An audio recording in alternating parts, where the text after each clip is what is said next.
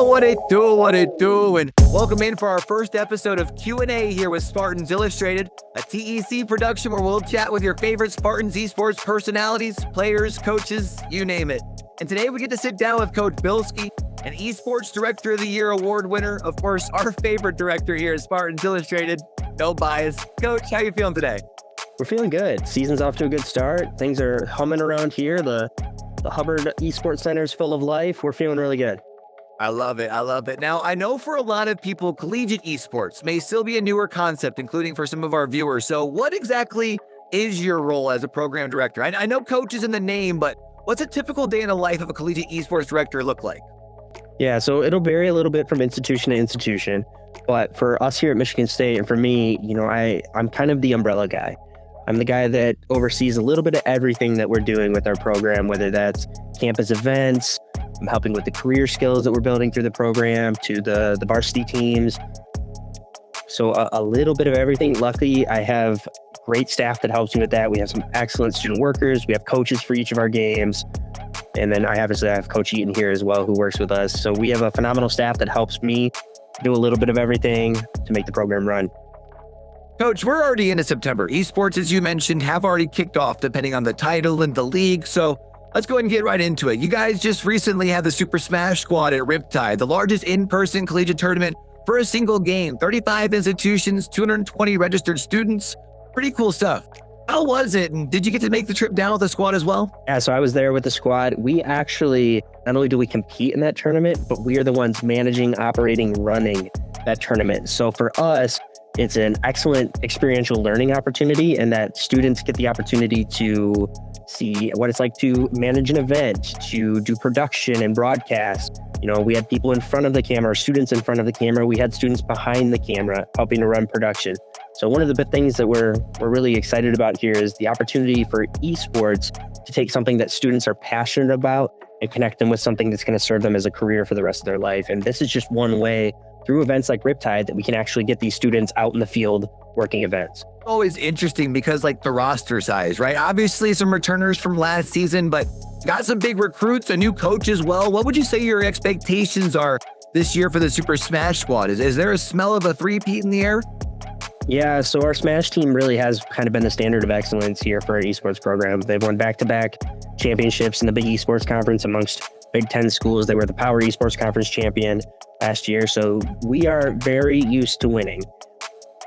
What that means, though, is that, there's events that we really need to focus on, not becoming complacent, right? Like continuing to push ourselves, continuing to strive forward.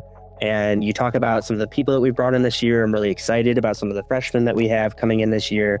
The senior leadership on the team is phenomenal. We have two really solid seniors as well. So we've created like a really balanced team in that, we have solid leadership at the top, but a lot of upcoming talent at the same time at the bottom. And I think that there's a lot of room for us to grow even against our own expectations. We're talking about big pickups and new talent. Let's actually shift our focus a little bit over to the Valorant roster, an almost completely entirely new squad from my understanding. And I don't think we've had any Valorant action just quite yet, unless maybe I'm mistaken. What are your early impressions of the squad heading into the fall here?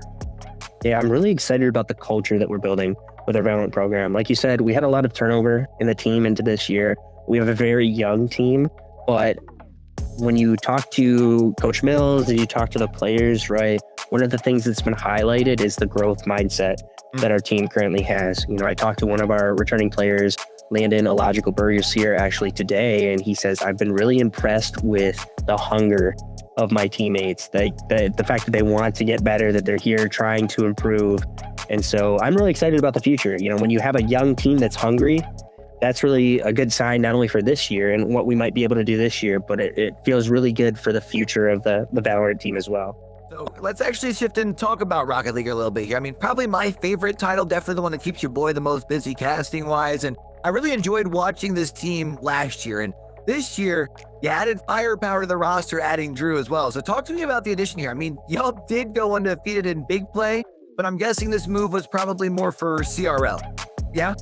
Yeah, we're looking to push ourselves to the next level, and bringing in Drewy, who's an established talent, somebody who's well known in the scene. And then when you actually get to meet Drewy in person and have them here playing with the players, it's amazing what he does to the people around him, right? Like, he is a player that you can bring into your program, and not only does it elevate the program with his play, but he can help to elevate the play of the players that he's currently playing with. So we're very excited about Drew, but even before that, I would say that what's most exciting, or what feels the best about our Rocket League program, is the leadership at the top. If you talk to Coach Jordan, have the chance to spend some time with him, that's our rock. That's our foundation for the Rocket League team. And Coach Jordan has built an excellent program.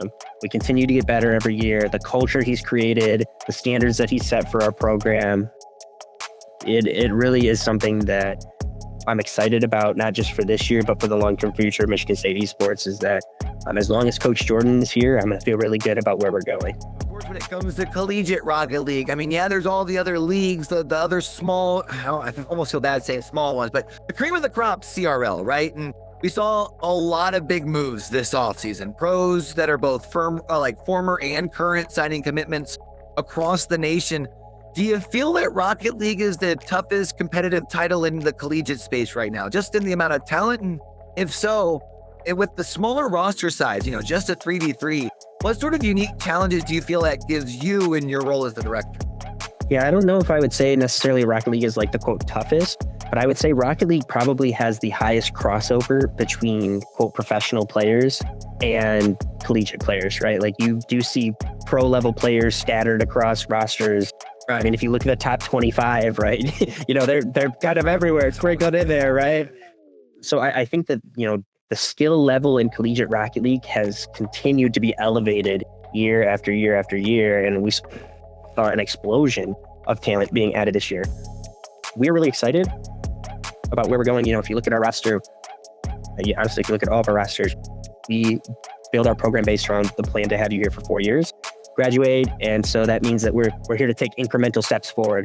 But at other programs, you're seeing, they've got 3 new starters there, or 2 or 3 new starters there, and it creates this kind of wild card, and you just don't know what necessarily to expect, right? We're, adding Drewy obviously to our roster this year, but the other 2 players are players who were here last year starting. We really have 4 solid players that we feel great about, putting in at any time. And so we're really excited about our opportunity to compete against these players, show what we've built, who we are. And once again, I go back to that confidence in Coach Jordan and his system. If we continue to work, we continue to play, we continue to improve, I think the fact that our players do have multiple years to work in the system, to grow, to become familiar with each other, I think that'll eventually pay off for our program. Oh, get that first dub and you get that opportunity. Now, Coach, before we get you on out of here, I do have one last question for you, because collegiate esports, it still is basically in its infancy, right? And as someone who was on a small sports scholarship far too long ago, I wouldn't have ever been able to even begin to imagine that same option being available for students for esports. So what does it mean to you to be able to facilitate that sort of experience for your students? Yeah, so I take our program personally, in that, for me, it's this huge opportunity to provide things for students, or opportunities for students, that I never had myself. I would have loved to have been a part of my collegiate esports team, right? I actually graduated the year before they offered the first scholarships, right? And so looking back and seeing what we're able to do for these students, yeah, it's personal. I want to give them the best experience possible. And not only that, I want this to be something that, they remember for the rest of their lives. A lot of times, when you look back at your college experience, there's what you do in the classroom is important, but some of the most memorable things are the things you do outside of the classroom. And so, I talk to our graduates and things like that. The impact that we're having with our program is obvious and clear, and we just want to continue to move on that path forward. It's been a really big, exciting first few years here at Michigan State, right? We're excited about the progress that we've made. We feel really good about what we've done, but we're really excited about where we're going and what we've still yet to do. And so we feel like we're in a really good space right now. I love it. Well, Coach, I'm sure we'll probably cross paths again at some point to check in, whether it's towards the end of the year, maybe even around the end of the semester. But thank you so much for coming in to take some time in order to chat some MSU Esports here today. Or can't wait to catch up with you soon. Thank you for having me. Go Green. Hey, go Green. And that's going to do it for our first edition of Q&A over here at Spartans Illustrated. If there's a certain player or member of any of our varsity squads that you're interested in hearing from in our next couple of episodes here of Q&A, let me know down in those comments. Don't forget to get involved over on the Spartans Illustrated social medias, and most importantly, go green. Until we do get to catch y'all back for the next one, man, don't forget, with everything crazy going on in the world today, be true, be you, be sincere, game hard and love hard. All right, y'all? I'm Q. That's Coach Bilski from the rest of the crew here from the front to the back. Have a great rest of your week. Peace.